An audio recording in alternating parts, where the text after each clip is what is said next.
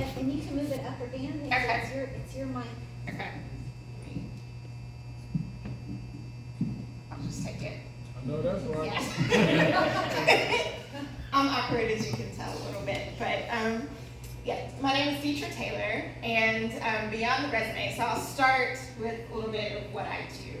I'm a historian, so I do a whole lot of historical research, and typically, so I'm introverted and a little awkward, I do a lot of listening most of the time. So listening to other people's stories, and kind of grew up that way.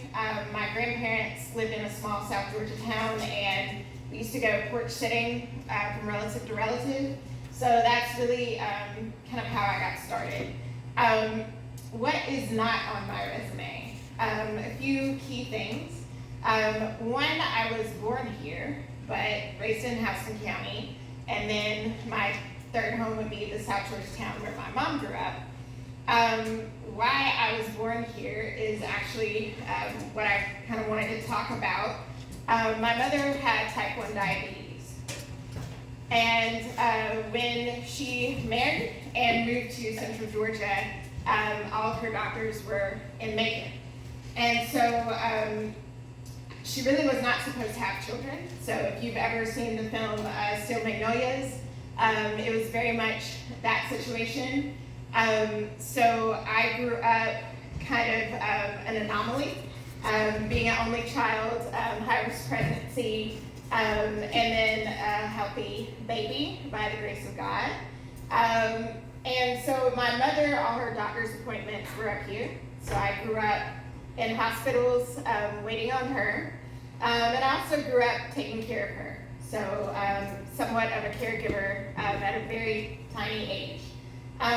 Basically, the things that I learned from my mother and that whole caregiving experience was resilience and how to bounce back and make adjustments. And that is something that I think is very key for anybody who works. And so just kind of a little bit about what that was like. Any given day could be different than what we started out, in our normal routine. So if my mother became ill and got sick, obviously the day would change and I would have to do a little bit more caregiving work. Sometimes that could be very frightening if she had a seizure or low blood sugar, and so it's kind of a life-threatening situation. And I learned, that's another kind of thing that I learned beyond the resume, how to save a life and be a helper. So that is that's also very important. So anyway, I grew up around here. I did go to Mercer because of my mom's illness, and that allowed me to have some independence, but also kind of still maintain a caregiving relationship. And about 9 years ago now, my mother had a stroke and became completely dependent on me and my father, who had to quit his job as a result of her illness. And we learned to pivot again. So I think, being flexible and learning to kind of persevere and adjust is very important to the job market. As a result of her having a stroke, I learned to listen differently.